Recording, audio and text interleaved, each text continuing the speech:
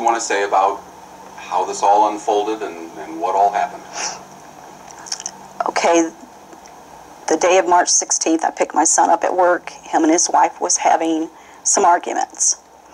And she wanted him to just stay here that night. And I told him when I picked him up, I just said, just stay at our house until everything cools down. And he said, well, I want to stop and get my pajamas and toothbrush. So she just put him outside the door. And he just wanted to talk to her. He was begging, please let's talk. And she wouldn't.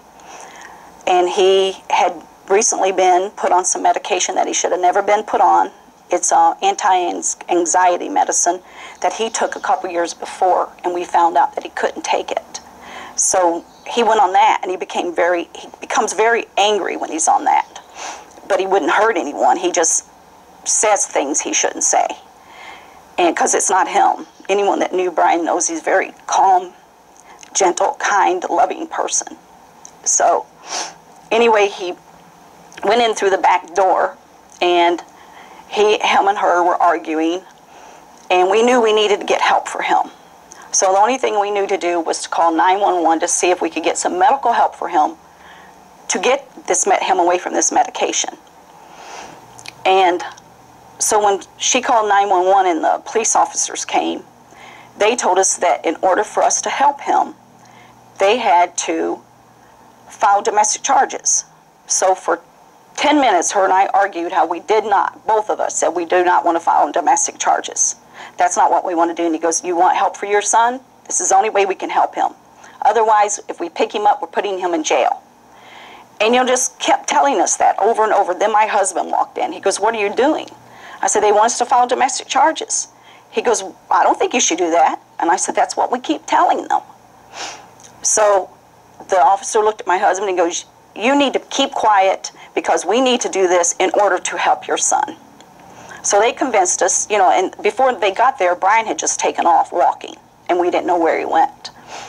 So anyways, they showed us everything we needed to do, put this here, put this here, put this here, and, and Brian did go like this to me, and they wanted to take a picture. There were no marks. There wasn't even a red mark, nothing. So they told us to do this and this, so we did, and they left. And I was going to bring my grandchildren up here to watch them the next day because we thought maybe Brian went to a friend's house, and because she had to go to work the next day. So we came in and I saw Brian's shoes. I told my husband, I said, he's here. So he went looking for him, and he found him in his old bedroom, and he was sitting up on the bed with his back against the headboard. We didn't turn on the bedroom light because the way the room is positioned, when you flip on the hall light, we just went in there and we could see him. And I saw him sitting there, and his phone was sitting at the end of the bed, which I thought was a little bit strange because it's like, okay, he was just tired of it and tossed it.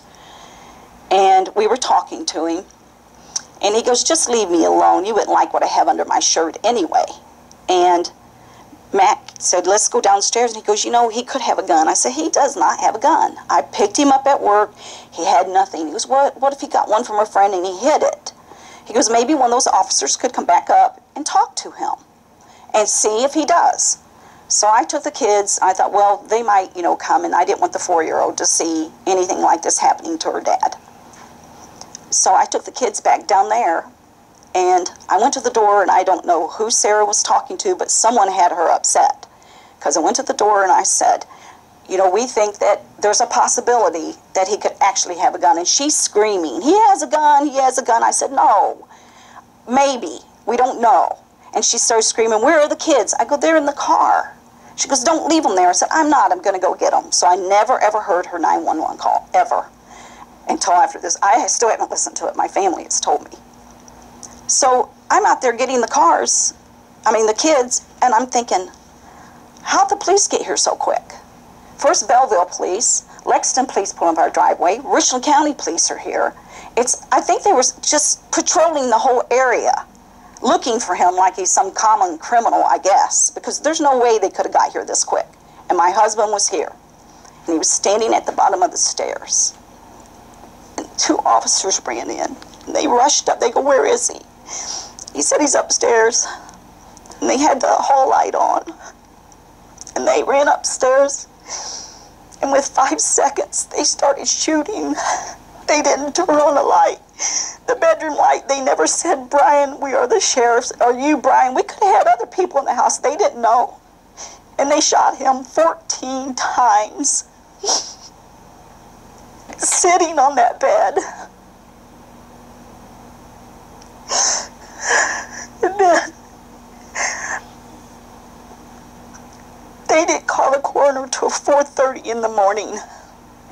And I know why, because they were waiting for the search warrant so that they could look for a gun, hoping they could find a gun. And I know if they could have found one, they would have planted it on him, saying they had just cause. He didn't own a gun, we don't own a gun. They couldn't find any. And to leave him lying from 7:30 at night to 4:30 in the morning before they even called the coroner. They wanted to cover it up. He didn't deserve this. He was my world. He was an amazing father. He was intelligent. They have no right to do this. And then I had people come to the funeral home telling me, you don't know us, but we had to come and talk to you because we know how bad the Richland County Sheriff's Department is. We knew as soon as we heard this story that they murdered your son. And then people calling me and leaving their names and numbers saying we tried to get some officers fired for years because they knew they were dangerous and they were going to kill someone. And they did. Well, when Sarah was on 911 and I heard the tape, I heard the recording,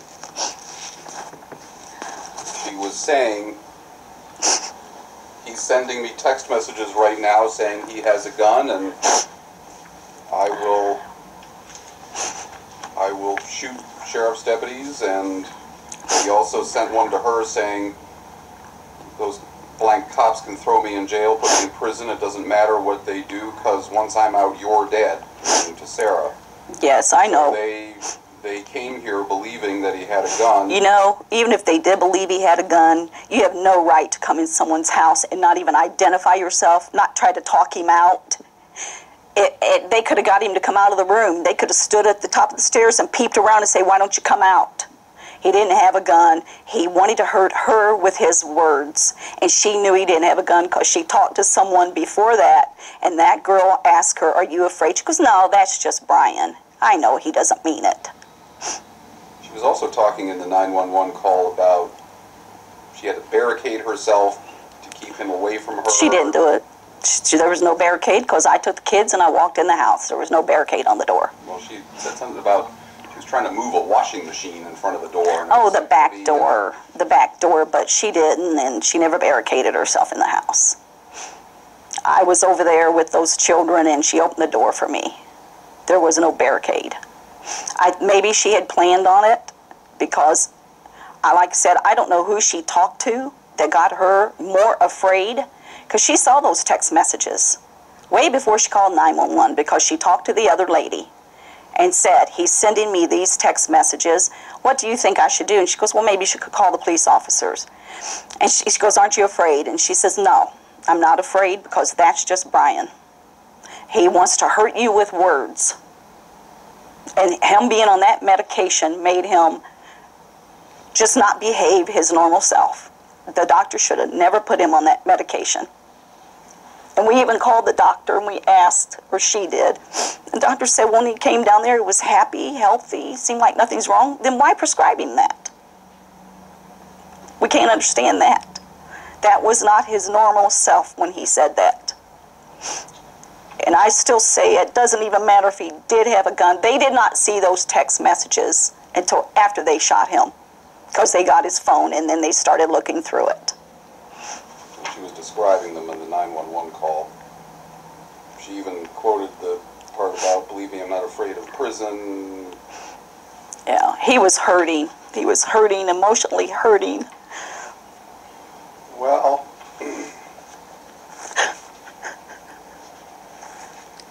having talked to the prosecutor's office some time ago, recently, Bandy Couch Page, who's the first assistant, she said they're going to wait for BCI to turn over all their paperwork and they'll probably give it to a grand jury.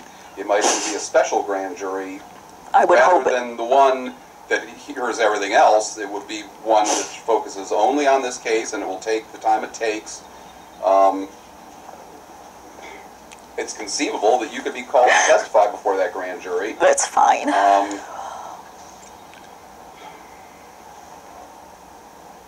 You know, you've already expressed to me that you're not very optimistic about getting fair legal treatment. I've been told from years ago that the grand jury was the prosecutor's play toy, because somebody was going to be on the grand jury. When they didn't do what the prosecutor wanted them to say, do and say, they got dismissed.